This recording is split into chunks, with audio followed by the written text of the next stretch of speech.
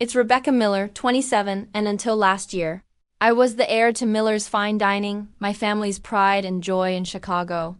Growing up, I breathed kitchen air more than playground dust. My parents always promised me the restaurant would be mine one day. Then came that voicemail. You've betrayed this family. You're out of the business. My crime? A misunderstanding. My one-word response. Understood. That single word cost me my inheritance and my family.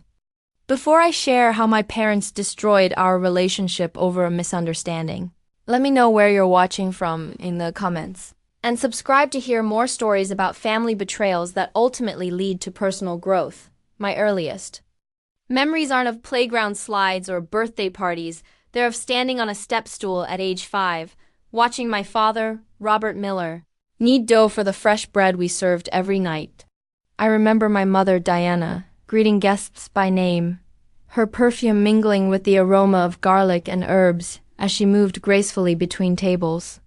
Miller's Fine Dining wasn't just a restaurant, it was our family's heartbeat.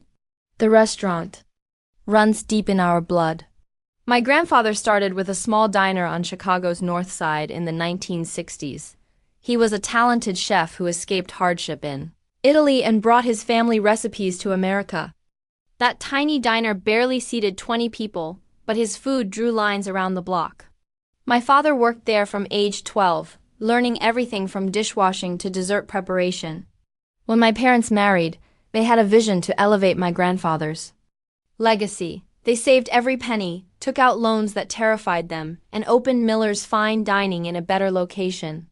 They transformed the casual family recipes into sophisticated cuisine while maintaining the soul that made people fall in love with my grandfather's cooking. I was born into this legacy. While other kids had playrooms, I had a corner of the restaurant office with coloring books and toy cooking sets. The staff became my extended family. Angelo, our head chef for 15 years, would sneak me tastes of chocolate mousse. Maria, our longest-serving waitress, taught me to fold napkins into swans when I was 7. My natural talent for cooking emerged when I was 10. It was a busy Saturday night, and Angelo's assistant called in sick. The kitchen was falling behind, and I quietly stepped in to help prepare salads. My father found me carefully arranging the delicate greens exactly as I'd seen Angelo do countless times. Instead of sending me back to the office, he stood watching, a look of amazement spreading across his face. She has the touch, Diana, he told my mother that night, just like my father. That moment changed everything. My grandmother started teaching me our family recipes on Sunday afternoons.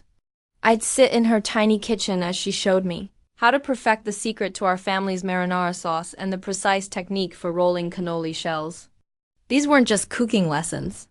They were the passing of our heritage. Someday, Rebecca, she would say, her hands dusted with flour, you will make these even better than I do, and your children will learn from you. While the restaurant was gaining recognition throughout Chicago, becoming known for its perfect balance of tradition and refinement, I was growing up between its walls. By 13, I was helping with prep work after school. At 15, I was working weekends and summers. My friends went to movies and mall trips while I mastered knife skills and learned wine pairings. There were times I resented the sacrifice of a normal teenage life. I missed sleepovers because Saturday mornings meant early produced deliveries. I skipped school dances because Friday nights were our busiest service. But whenever I felt that resentment building, my father would put his arm around my shoulders. Someday, Rebecca, this will all be yours, he would say, gesturing to the bustling dining room. Everything we build for you. Those words became my anchor. The long hours and missed social events seemed worth it for the promise of continuing something meaningful. The restaurant wasn't just a business. It was our family's legacy, and I was being prepared to carry it forward. My passion for cooking grew alongside my responsibilities. When it came time for college, there was never any question about my path. I applied to the best culinary schools, and with my practical experience and glowing recommendations from respected Chicago chefs who knew our restaurant, I was accepted to the prestigious Culinary Institute in New York. The night before I left for culinary school, we closed the restaurant for a private family dinner. My father raised his glass in a toast. To Rebecca, he said, his voice thick with emotion, who will take Miller's to heights we never imagined. My mother wiped away tears, nodding in agreement. We're so proud of you, sweetheart. I felt the weight of their expectations, but also the warmth of their pride. That night, my father took me into the kitchen and showed me the brick wall near the back entrance. On it was a small, unobtrusive plaque that read, Miller's Fine Dining Est 1992, Robert, Diana, and someday Rebecca. My name was already there, waiting for me to grow into the role they had planned since my birth. When you come back from school, my father said, you'll start at the bottom like I did. Every great restaurateur needs to know every position. But make no mistake, we're preparing you to take over. I hugged him, believing with all my heart that my future was set, clear, and blessed with purpose. I had no idea that 4 years later, that certainty would shatter with a single voicemail. The Culinary Institute was nothing like working in our family restaurant. At home, I was the owner's daughter, given respect partly because of my last name. At school, I was just another student with dreams of culinary greatness. The competition was fierce, with classmates from around the world who had worked in renowned kitchens from Paris to Tokyo. The first month was humbling. My knife skills, which had impressed everyone at Miller's, were merely adequate by institute standards. My plating technique, which had earned compliments from our regular customers, was critiqued as too conservative by instructors who pushed for innovation. But I was determined to prove myself. I stayed after classes to practice, volunteered for every workshop, and studied technique videos until my eyes burned. By the end of the first semester, I had risen to the top of my class. You have something rare, Chef Laurent, my French cuisine instructor, told me. You respect tradition but aren't imprisoned by it. Culinary school opened my world. I learned about molecular gastronomy, fusion techniques that blended cultural influences, sustainable sourcing practices, and modern presentation styles that turned plates into artistic statements. Each new technique and flavor profile excited me, not just for what they were, but for how they could enhance our family restaurant. During my second year, I formed connections with fellow students who would go on to become some of the industry's rising stars. We would gather after classes, experimenting with ingredients and techniques, pushing each other to create dishes that honor tradition while embracing innovation. My roommate, Sophia, introduced me to her uncle, who owned a Michelin-starred restaurant in Manhattan. Impressed by a dinner we prepared in our tiny apartment, he offered me a coveted internship position. The opportunity was exceptional. Only 2 students from my year were selected. Working at Lumiere changed everything. Chef Marcus Blackwood ran his kitchen like a symphony orchestra. Each station was perfectly coordinated, every plate a masterpiece of timing and execution. He was demanding but fair, and he noticed my dedication immediately. Miller, he called to me during my second week. These scallops, you seared them? My heart dropped, certain I'd made a mistake. Yes, chef. He examined the plate, then looked at me with an appraising stare. Perfect caramelization, consistent. Show Thomas how you did it. That moment of recognition from a chef of his caliber gave me confidence I'd never experienced. Under his mentorship, I learned to trust my instincts while maintaining the precision that fine dining demands. During my internship, I developed a signature dish, a modern take on my grandmother's braised short ribs.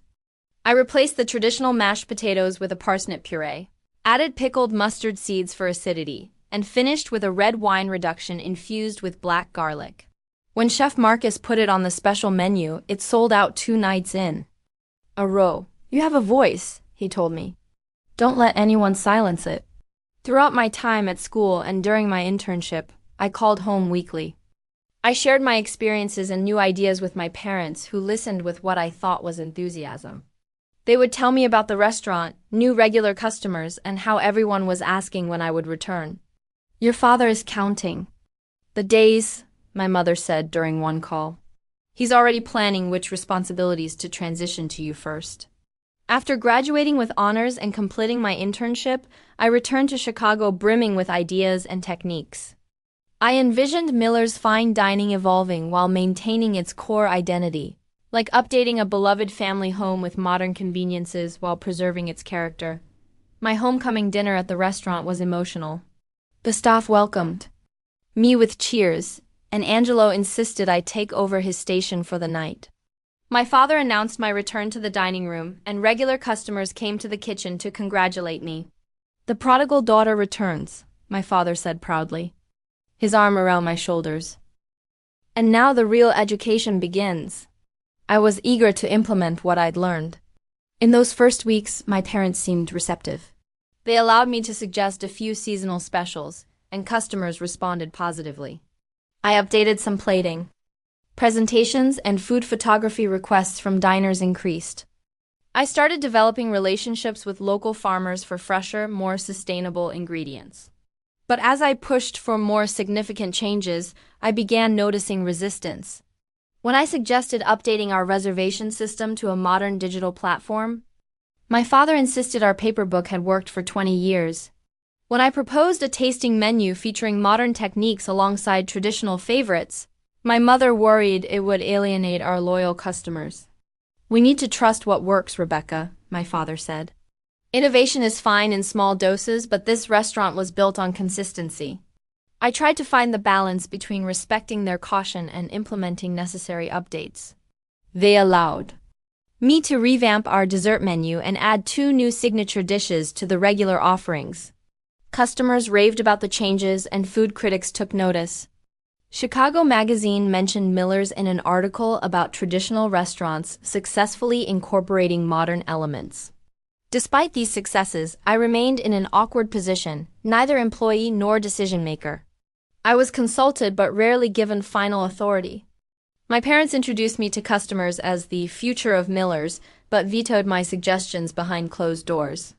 6 months after my return, I met Chef Jackson Thompson at a Chicago culinary event. Jackson had worked in restaurants around the world before returning to open his own place in Chicago.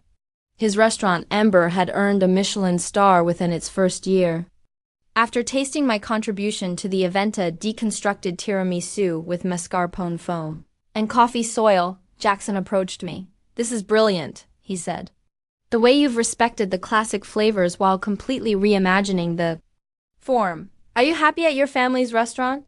The question caught me off guard. No one had asked about my happiness, only my plans to continue the family legacy. Jackson and I began meeting for coffee to discuss food philosophy and restaurant management. He understood the weight of family expectations. His parents had wanted him to take over their accounting firm, but he had chosen his own path. During one of our meetings, Jackson made an unexpected proposition. "I'm planning a second restaurant," he said. "More casual than Ember, focusing on Italian-American cuisine with modern execution." "Exactly what you do so brilliantly. I'd like to discuss a partnership." I was stunned. A partnership would mean creative freedom, respect as an equal, and the chance to build something that reflected my culinary vision. "I'm flattered," I said carefully. "But my family's restaurant ... Think about it," Jackson interrupted. "You could still be involved with your family's place. But this would be something of your own, something that grows with you, rather than constraining you." His offer planted a seed of possibility I couldn't ignore. For weeks I contemplated what a partnership might mean. Could I balance both commitments? Would my parents understand this wasn't abandoning their legacy, but expanding my own horizons? Finally, I decided to discuss the opportunity with my parents. I believed they would see this as a chance for me to gain valuable experience that would ultimately benefit Miller's. I scheduled a family dinner at home, away from the restaurant, to present my ideas for evolving our family business alongside this potential new venture. I had no idea that dinner would change everything. I spent days preparing for the family dinner. I created a presentation outlining my vision for Miller's future, updating classic dishes, refreshing the dining room, implementing a modern website with online reservations, and expanding our wine program. Alongside these ideas, I would introduce Jackson's partnership offer as a complementary opportunity, not a competing interest. I arrived early to my parents' home to help cook. The familiar routine of working alongside my mother in the kitchen normally brought comfort. But that evening, an unusual tension hung in the air. Is everything okay? I asked as I chopped herbs for the salad.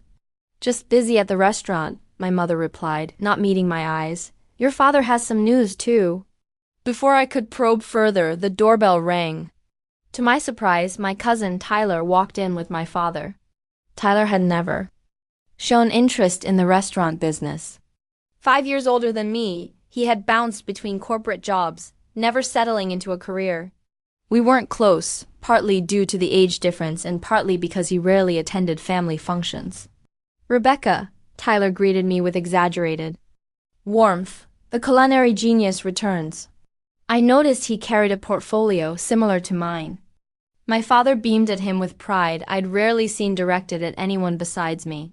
Tyler's been helping at the restaurant, my father announced. He's got a head for business, like you wouldn't believe. Throughout dinner, Tyler dominated the conversation with marketing terms and business strategies. My parents nodded appreciatively at everything he said while my carefully prepared points remained in my folder, waiting for an opening that never seemed to come. Finally, as my mother served coffee, I seized the moment.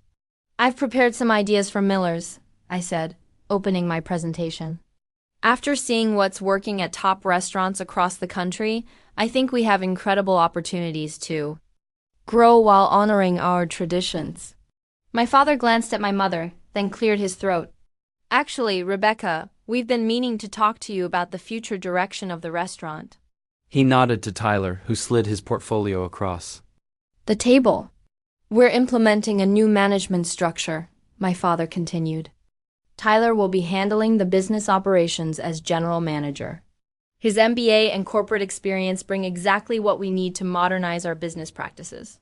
I felt as though the floor had disappeared beneath me, general manager. But we've discussed for years that I would. You'll still be involved in the kitchen, of course, my mother interjected quickly. That's where your talents lie.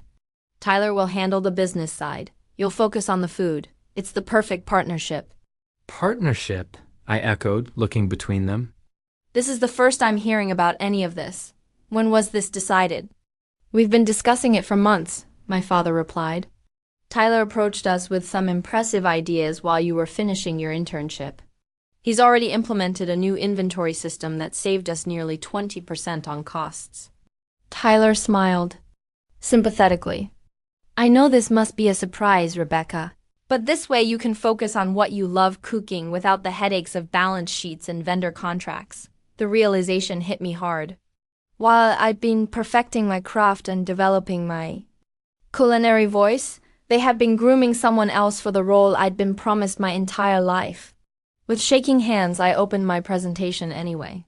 I think you should still see my ideas. They address both culinary and business aspects of ... We've already approved Tyler's strategic plan for the next 3 years, my father interrupted. Major changes need to wait until we've implemented his systems. I forced myself to stay calm as I outlined my vision for updating our menu while respecting our classics. My mother nodded politely, but I could tell she wasn't really listening. When I suggested renovating the dining room, my father shook his head. Our customers appreciate consistency, Rebecca. They don't want us turning into one of those trendy places that changes every season. But that's not what I'm suggesting. I insisted. I'm talking about subtle updates that honor our history while moving forward. We're losing younger customers to restaurants that offer both tradition and innovation. Tyler cleared his throat. Actually, my market research indicates our core demographic prefers familiar surroundings. Any significant changes could alienate our loyal customer base. What market research? I demanded. I've been talking with our customers tableside for months. Many of them are excited about the new desserts and specials I've introduced. The conversation grew increasingly tense. Every suggestion I made was countered by Tyler's data or my father's resistance to change. It became clear they had made up their minds before I'd even spoken. In desperation, I presented my final idea. What about opening a second location? We could maintain the current Miller's exactly as it is for our loyal customers while creating a new concept that builds on our legacy but appeals to a broader audience. I've been developing ideas that would... A second location, My father's voice rose. Do you have any idea of the cost involved? The risk. We have a successful restaurant that has supported this family for decades. Why would we gamble that on some trendy concept? It's not trendy, it's evolution, I argued. And yes, I've run the numbers. I've researched locations, developed a business plan. Just then my phone rang. It was Jackson. I had mentioned our family dinner, and he was calling to see how the discussion had gone. Under normal circumstances, I would have let it go to voicemail, but I was so frustrated that I excused myself to take the call in the kitchen. How's it going? Jackson asked. Not well, I admitted quietly. They've brought my cousin in to run the business side. They're not open to any significant changes. I'm sorry to hear that.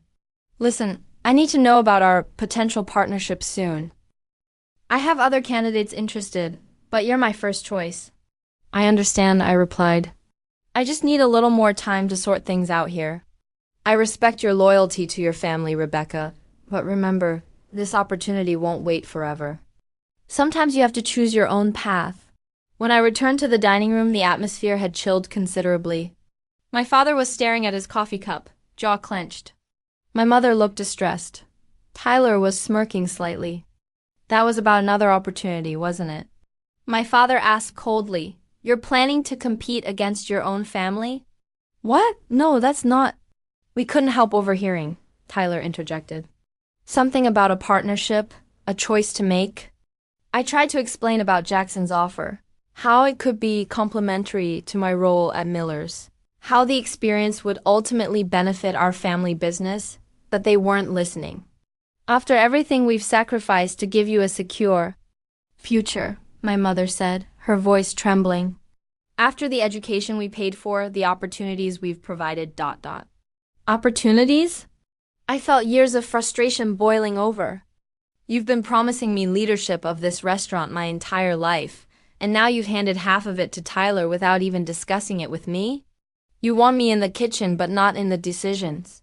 You want my culinary skill but not my business input. That's not opportunity. That's limitation. My father stood abruptly. I think we all need to cool down. We'll discuss this tomorrow at the restaurant. 9 o'clock, my office. The evening ended awkwardly. As I gathered my presentation materials, Tyler approached. No hard feelings, he said. Quietly, business is business, nothing personal. But it was personal. It had always been personal. This wasn't just a job. It was my heritage, my future, my identity. I drove home in a daze, replaying the evening in my mind. Had I misunderstood my place all these years? Had the promises been conditional on me never having my own ideas? Around midnight, my phone buzzed with a text from my mother. We need to talk tomorrow. 9 a.m., don't be late. I set my alarm, determined to approach the morning meeting with composure and clarity. I would find a compromise that respected their concerns while creating space for my professional growth. There had to be a way forward that honored both our family legacy and my individual journey as a chef. I fell into a troubled sleep, unaware that I would never have the chance to present that compromise. I woke to sunlight streaming through my blinds and an uneasy feeling in my stomach. Glancing at my phone, I jolted upright. 10:27 a.m. My alarm had failed to go off, or more likely, I had slept through it after tossing and turning most of the night. There were 7 missed calls from my father, 5 from my mother, and 3 from the restaurant's main line. My heart raced as I immediately called my father back. The call went straight to voicemail, same with my mother's number. I was scrambling to get dressed when I noticed a voicemail notification. With trembling fingers, I pressed play and put the phone to my ear. My father's voice, colder than I'd ever heard it, filled my ear. Rebecca, your absence this morning says everything. After discussing your behavior last night, your mother and I have made a decision. You've made it clear that your priorities lie elsewhere, not with the family that has supported you your entire life.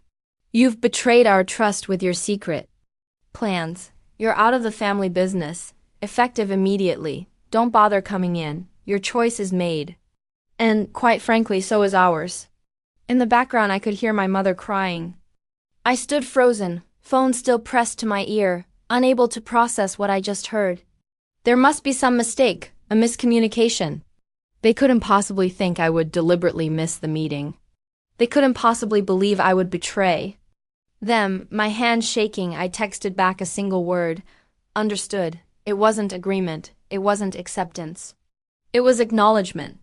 While I was too shocked to form a more coherent response, I needed time to breathe, to think, to formulate how to fix this terrible misunderstanding.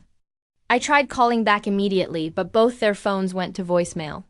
I left messages explaining that I had overslept, that we needed to talk, that there was a misunderstanding about Jackson's offer. No response.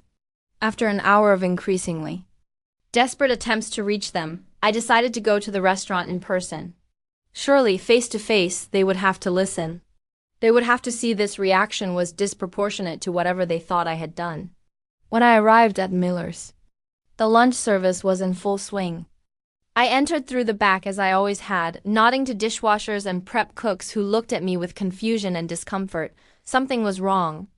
They knew something I didn't. I made my way toward my father's office but was intercepted by my Uncle Frank, my father's brother who occasionally helped with administrative tasks. "Rebecca," he said, his expression grim, "you shouldn't be here." "I need to speak with Dad and Mom," I insisted. "There's been a misunderstanding. They don't want to see you right now." He placed a firm hand on my shoulder. "It's better if you leave." "The better for whom?" I pulled away from his grasp. "I've worked here my entire life. I'm not leaving until I speak with them." Uncle Frank's expression hardened. "They told me you might come by. They've been clear, Rebecca. You're not welcome here anymore." I looked past him and saw staff members watching our exchange, their faces showing a mix of pity and curiosity. Angelo, who had taught me to make risotto when I was 12, wouldn't meet my eyes.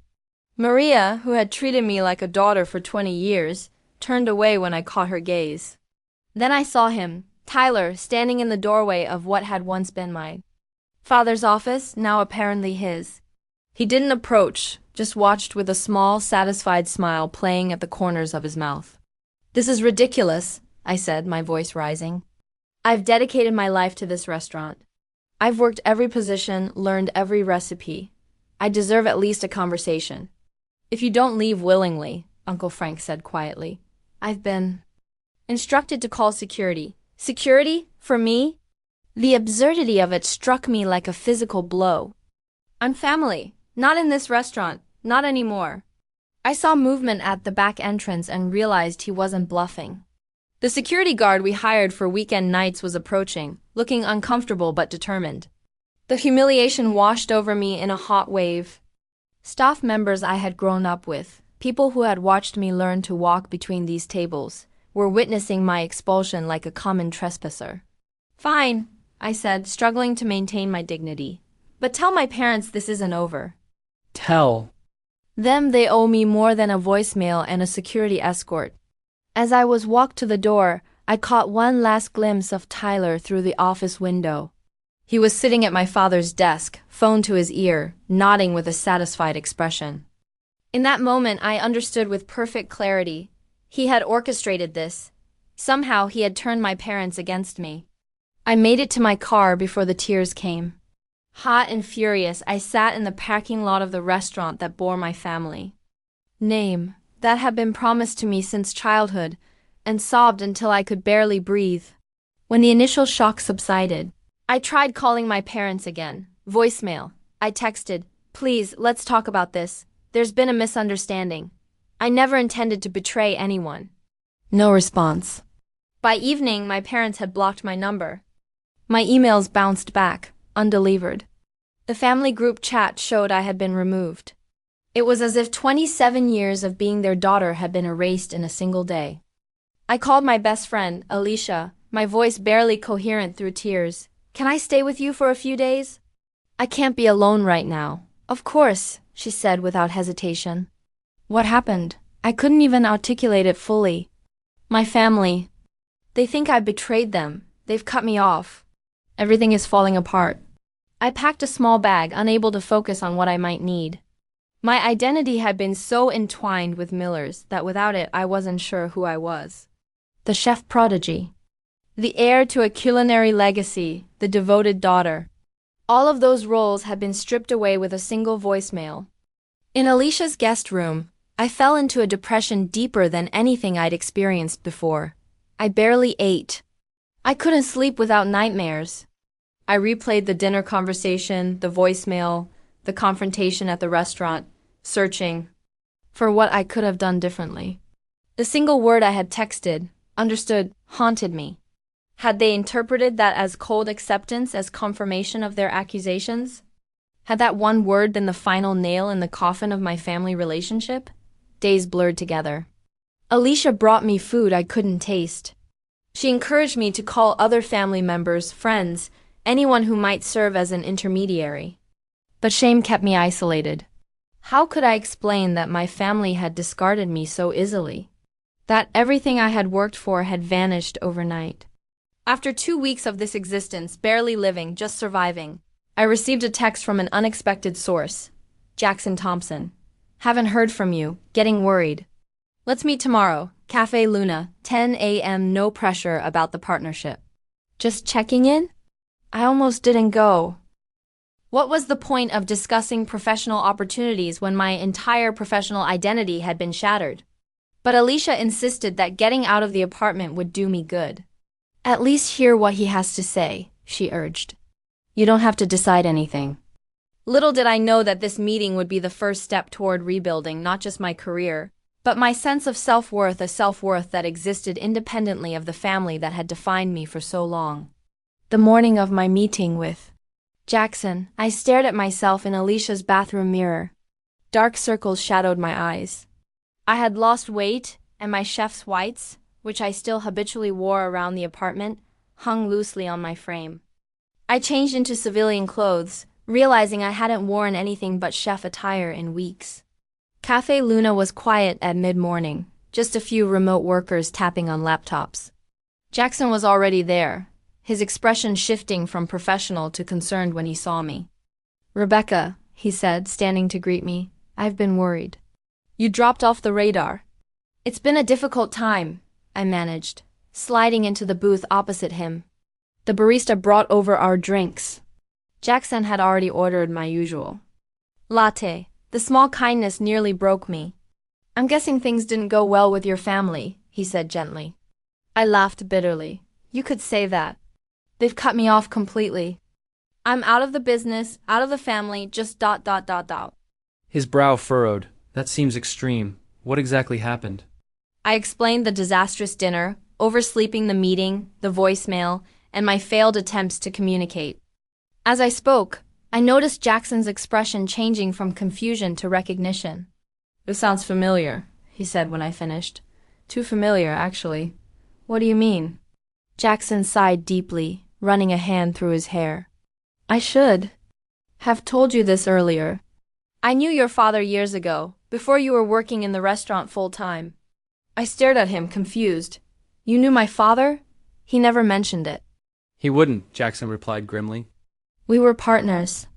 Briefly, I was young, ambitious, full of ideas for modernizing traditional Italian cuisine. Sound familiar? My stomach tightened. What happened? We opened a small place together. It was doing well, great reviews, building a customer base.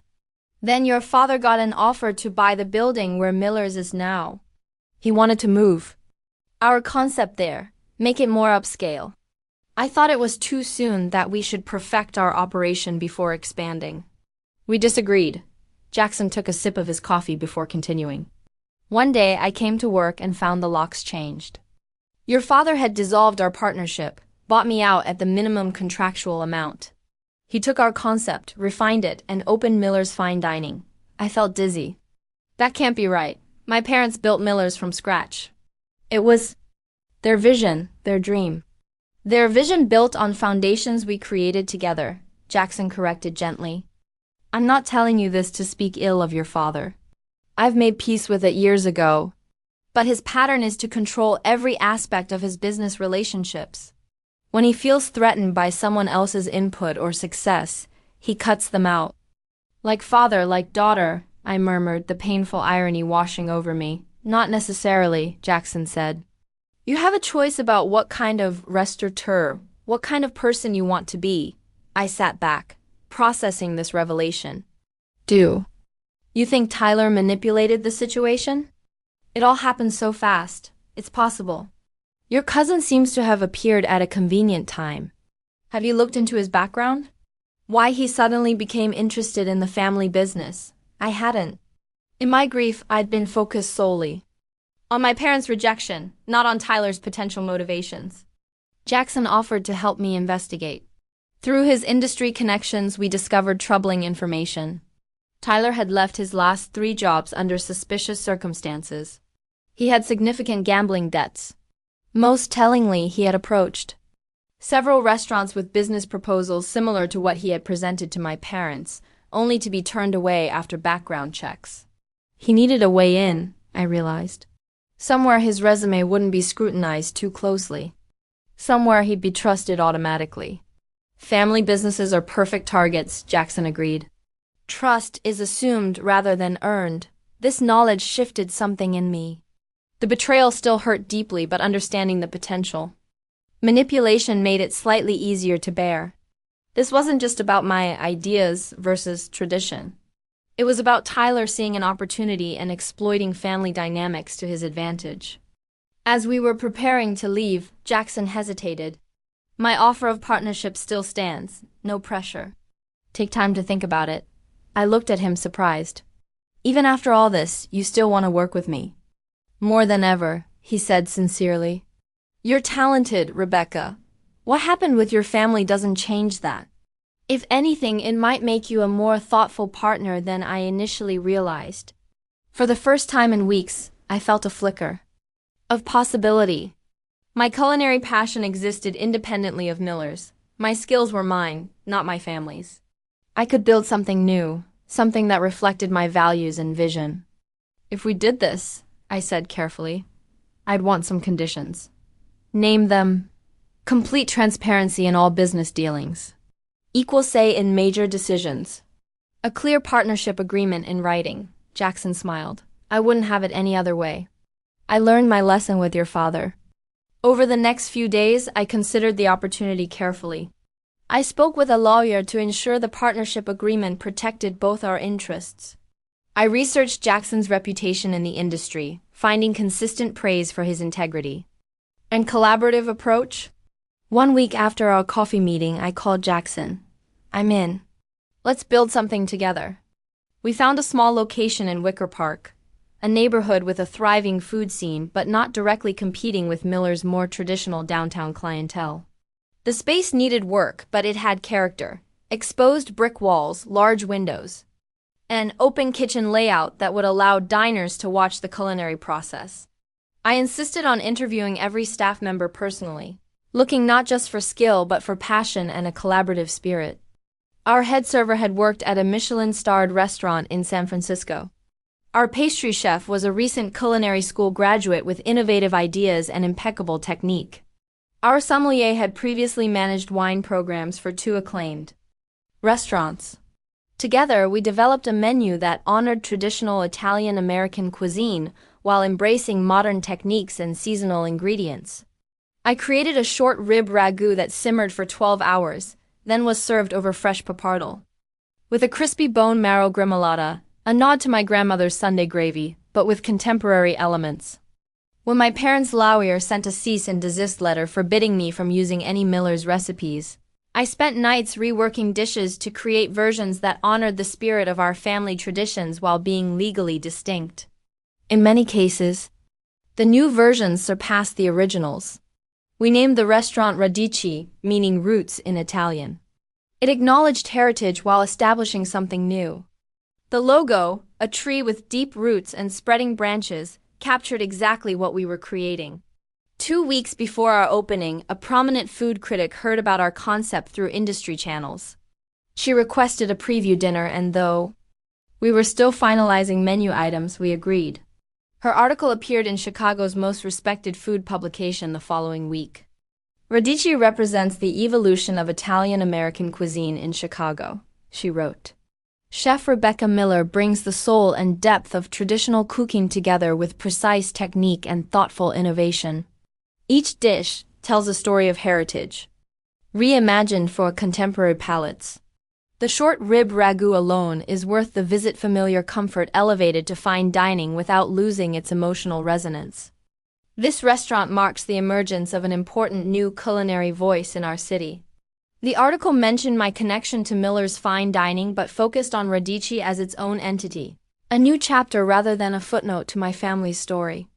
Reservations began filling immediately, and our soft opening week was fully booked within days. As opening night approached, I found myself thinking less about what I had lost and more about what I was creating. The pain hadn't disappeared, but it no longer defined me. I was building something that reflected my values, a restaurant where creativity was encouraged, where staff were treated as collaborators rather than subordinates, where tradition was respected but not worshipped. On the morning of our opening, I arrived at Radici before dawn.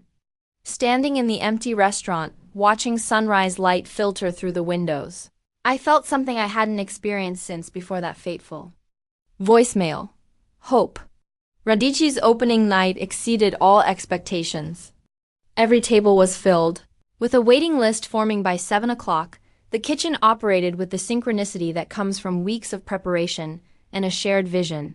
Dishes returned to the pass empty, with servers reporting enthusiastic praise from diners. Jackson worked the front of house, greeting guests and explaining our concept. I alternated between expediting in the kitchen and visiting tables to gauge reactions firsthand. When I appeared in the dining room, conversations would pause, and guests would ask about specific dishes or techniques. No one treated me as the chef who left Miller's. Here, I was simply Chef Rebecca, creator of Radici. By midnight, when the last guest departed, the entire staff gathered for a celebratory toast. Jackson raised his glass. To roots that nourish and branches that reach. Toward the future. To Radici, and to Rebecca, whose vision made this possible. The weeks that followed maintained that momentum. Chicago's food media embraced us, with reviews highlighting our balance of tradition and innovation. One critic wrote, Miller has achieved what many chefs attempt but few accomplish, honoring culinary heritage while moving it forward in meaningful ways. Our reservation list extended to 3 months out. We added lunch service to accommodate demand. Industry peers began visiting, curious about the restaurant generating so much buzz. Most gratifying were the customers who came after dining at Miller's, who sought me out to say they preferred our interpretations of classic dishes. Some were longtime Miller's regulars who remembered me from childhood and wanted to support my new venture. Their loyalty touched me deeply. Financial success followed critical acclaim. We reached profitability in our 4th month, unheard of. In an industry where most new restaurants operate at a loss for at least a year. Jackson and I reinvested every dollar, improving equipment, expanding our wine program, and ensuring our staff were compensated above industry standards. My personal transformation paralleled Radici's success. I moved from Alicia's guest room to my own apartment above the restaurant. I began mentoring young chefs, remembering how valuable Chef Marcus's guidance had been to me. I developed relationships with local farmers, creating a supply chain that supported sustainable agriculture while ensuring the highest quality ingredients. Through it all, I heard nothing from my family. Occasionally, staff would mention that someone from Miller's had dined with us anonymously, but my parents never reached out. I learned through industry gossip that Miller's was maintaining its customer base but not growing, a dangerous position in Chicago's competitive restaurant scene. 8 months after Radici's opening, we received a James Beard Rising Star Chef nomination. The announcement generated a new wave of media attention, with several publications running profiles that contrasted my approach with my family's more traditional establishment. One particularly prominent article included quotes from former Miller's employees praising my leadership and innovation. The piece also mentioned rumors of financial difficulties at Miller's, suggesting that Tyler's management was proving less effective than anticipated. The morning after that article appeared, I was in the kitchen testing a new dish when our host approached nervously. "Chef, your mother is here. She's asking to speak with you." I nearly dropped the spoon I was holding. "My mother? Are you sure?" Yes, chef, she said to tell you it's urgent. I removed my apron, smoothed my chef's coat, and took a deep breath. Seat her in the private dining room. Tell her I'll be there in 5 minutes. Those 5 minutes were necessary to compose myself. I hadn't seen my mother in nearly a year. What could be so urgent that she would come to my restaurant after months of silence? When I entered the private dining room, my mother stood gazing at the wall of preservation jars, tomatoes, pickled vegetables, and fruit conserves we prepared seasonally. She turned at the sound of the door, and I was struck by how much she had aged. New lines creased her face, and her posture seemed diminished. Rebecca, she said softly. Mother, I kept my voice neutral. This is unexpected. Your restaurant is beautiful, she gestured around. So much light, so different from Miller's. Thank you. Would you like to sit? Can I offer you coffee or tea? We sat across from each other, the tension almost tangible. My mother twisted her wedding ring, a nervous habit I recognized from childhood discussions about report cards or curfew violations. I saw the article, she finally said. The James Beard nomination. Your father and I. We're proud of you. The words should have warmed me, but they rang hollow after months of silence. Is that why you're here? To congratulate me? She shook her head, tears forming. No, though we are proud. I'm here because we need your help. I waited, saying nothing. Tyler has been embezzling from the restaurant, she said, her voice breaking. We discovered it last week. Hundreds of thousands of dollars over the past year. He's disappeared. I felt no satisfaction at this confirmation of Tyler's character. Only sadness for my parents' betrayal. I'm sorry to hear that, I said carefully. Have you contacted the police? Yes, but the damage is done. Our reputation. Suppliers are demanding payment up front now. Staff are leaving. Reservations are down nearly 40%. She looked up, meeting my eyes directly. We need you to come back, Rebecca, to help save Miller's. I sat back, processing her request. After everything that had happened, the accusations, the voicemail, the complete cutting of ties, they wanted me to return and rescue them. You cut me out, I said quietly. You believed Tyler over me. You didn't even give me a chance to explain. We were wrong. Tears spilled down her cheeks. Your father's pride. My fear of change. We made a terrible mistake. But Miller's is still your heritage, still your legacy. I looked around at Radici, my restaurant, built from my vision, thriving under my leadership. This is my legacy now, Mother. I built this when you and Father took everything else away. Please, Rebecca. If not for us, then for your grandfather's memory. For all the years you poured into Miller's. Don't let it disappear because of our mistake. The lunch service would begin soon. I could hear staff preparing the dining room, the familiar rhythm of a restaurant coming to life. My restaurant. I can't simply abandon Radici to return to Miller's, I said finally. But I might be able to offer limited consulting to help you stabilize the situation. Relief washed over her face. You would do that? After everything? Not for you or Father, I said honestly. For the staff who depend on Miller's for their livelihoods. For Angelo, who taught me to make risotto. For Maria, who folded napkin swans with me. My mother reached across the table to take my hand. But I gently withdrew it. This doesn't fix what happened, I continued. You believed the worst of me without even hearing my side. You discarded me like I meant nothing. We were wrong, she repeated, her voice small. Your father. He was. Afraid of losing control, of being replaced. Tyler played on those fears. And you? What was your excuse? She looked down. I've never stood against your father's decisions. Not once in 30 years of marriage. It's my greatest failing. The honesty of her admission surprised me. I'll need to discuss this with Jackson, I said. We'll establish clear parameters for any assistance I provide, and I'll need a direct apology from Father. He's too proud to come here, she admitted. Then his pride will have to bend. I won't set foot in Miller's until he acknowledges what he did. As my mother was leaving, she paused at the door. That text you sent. Understood. It felt so cold, so final, Like you were confirming everything Tyler had suggested about your intentions. I hadn't considered how that single word might have been interpreted, I replied. I was in shock. I had just heard the voicemail.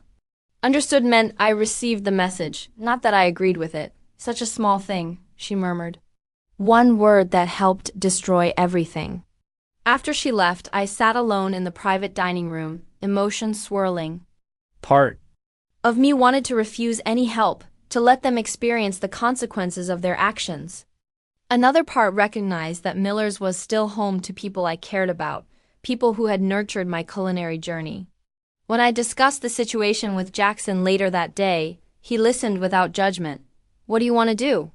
He asked when I finished. I don't know, I admitted. Part of me wants to help save Miller's. Another part feels that rebuilding that relationship would diminish what happened, make it too easy for them. Those feelings can coexist, he said wisely. You can offer professional assistance while maintaining personal boundaries. You can help save Miller's without returning to the daughter role they want you to play. His perspective helped clarify my thinking. I would offer limited consulting to help Miller's recover from Tyler's damage. But I would do so as Chef Rebecca of Radici, not as the daughter desperate for approval. I would maintain the boundaries I had established in my new life while extending professional courtesy to the establishment that had shaped my culinary foundations. It wasn't forgiveness, not yet. But it was a first step toward a new kind of relationship, one built on mutual respect rather than obligation and expectation. 6 months passed, and Radici continued to flourish. We received our first Michelin star, an achievement that validated our approach to honoring tradition while embracing innovation. We expanded our private dining options and launched a popular cooking class series where I shared techniques from both classical and modern cuisines. During this time, I provided limited consulting to Miller's as promised. I reviewed their financial systems, recommended a new management structure, and helped them rebuild relationships with vendors damaged by Tyler's actions. I never stayed long, never dined there, and always maintained professional distance. My father avoided these sessions at first, scheduling conflicting appointments or remaining in his office with the door closed. But as Miller's slowly stabilized under my guidance, his resistance softened. One afternoon, he appeared in the doorway while I was reviewing inventory procedures with their new manager. Could I speak with you when you're finished? He asked, his voice lacking its usual authoritative tone. In his office, the same office where Tyler had smirked at me from behind the desk, my father seemed diminished. The commanding presence that had dominated my childhood was muted, humbled by recent events. Your mother tells me the new system is working well, he began awkwardly. It is. Margins are improving. Staff turnover has decreased. He nodded, avoiding my gaze. Your restaurant... Radici. I dined there last week anonymously. This surprised me. What did you think? It was excellent, he admitted. Your short rib ragu. It honors your grandmother while being entirely your own creation. Coming from him, this was extraordinary praise. I waited, sensing he had more to say. I was wrong, Rebecca. The words seemed physically painful for him to speak. About you. About Tyler. About everything. I remained silent, allowing him the space to continue. I was afraid, he confessed, afraid of becoming irrelevant. When you returned from culinary school with all your new ideas, your connections, your talent, I saw myself becoming obsolete. Then Tyler appeared with his MBA terminology and business plans that made me feel important again. You were never irrelevant, I said quietly. I wanted to build on your legacy, not replace it. I see that now. He finally met my eyes. That voicemail. I've replayed it in my mind 1,000 times. The things I said to my own daughter, I can never take those words back. No, you can't, I agreed. But we can move forward differently. This conversation marked the beginning of a gradual healing process. My parents and I began meeting monthly for coffee at neutral locations, never Miller's, never Radici. We started with safe topics, industry news, shared acquaintances, culinary trends. Slowly, we progressed to more personal subjects. I learned that my mother had started therapy to address her pattern of deferring to my father's decisions. My father had joined a business mentorship program where he was, for once, the student rather than the authority. They were making efforts to change patterns established over decades of marriage and business partnership. As for Tyler, he had fled to Mexico but was eventually extradited to face charges. The legal proceedings revealed the extent of his manipulation. He had intercepted communications between Jackson and me, presented my ideas as threats rather than opportunities, and systematically turned my parents against me while embezzling from the restaurant. Understanding the deliberate nature of his manipulation helped explain the suddenness and severity of my parents' reaction, though it didn't fully excuse it. Jackson remained a steadfast partner and friend throughout this period of reconciliation. He respected my need to process these family dynamics while ensuring Radici continued to thrive. Our partnership strengthened as we navigated the challenges of a growing restaurant, now planning our second location. Ironically, the very expansion I had proposed for Miller's. 1 year after my mother's unexpected visit to Radici, I invited my parents to dinner at my restaurant. It would be the first time we dined together publicly since the fallout. I seated them at the chef's table with a view of the kitchen, where they could watch me in my element. Throughout the meal, I sent special dishes not on the regular menu reinterpreted. Versions of our family recipes, transformed through my culinary lens, but recognizable in their essence. With each course, I visited their table briefly to explain the inspiration and technique. After dessert, a modern take on my grandmother's ricotta cake, I joined them with a glass of Amaro. "This evening has been a gift," my mother said, taking my hand. "Seeing you in your restaurant, watching how your staff respects you, tasting your food. I'm so proud of the chef and woman you've become." My father, never comfortable with emotional moments, cleared his throat. "The business you've built here, it's impressive. Not just the food, but the culture. It's something I never quite managed at Miller's. Perhaps we could learn from each other?" "Miller's tradition and stability," I suggested. "Radici's innovation and adaptability." "I'd like that," he said, the closest he would come to acknowledging he still had things to learn. As they prepared to leave, my father hesitated. "That text you sent." "Understood. We thought it meant you were dismissing us, that you didn't care." "I cared too much," I corrected gently. "I was in shock. I couldn't form any other words." "One misinterpreted word," he mused. "And a father too proud to ask for clarification." In the year that followed, our family relationship evolved into something new. Not the embedded hierarchy of my childhood, but a more balanced connection between adult professionals who shared bloodlines and culinary passion. Miller's stabilized under joint management from my parents and a professional team I helped select. Radici expanded to a second location, and I began writing a cookbook, sharing both traditional techniques and modern interpretations of Italian-American cuisine. The journey from devastation to rebuilding taught me lessons I share with the young chefs I now mentor. Family business dynamics are complex emotional landscapes, where professional disagreements can trigger deep personal wounds. Clear communication and established boundaries are essential, especially when love and legacy are entwined with business decisions.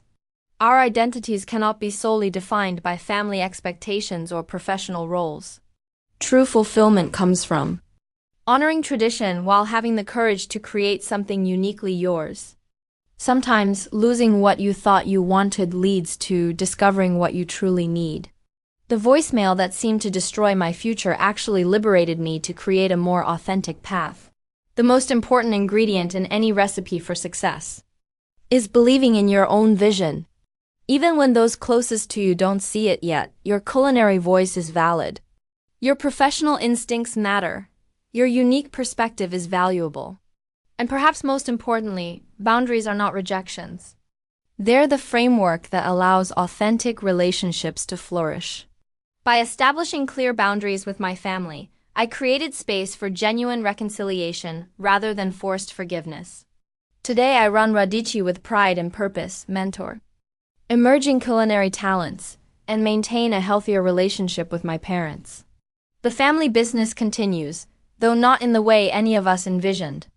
Miller's and Radici exist as separate establishments, connected by shared heritage but distinct in execution.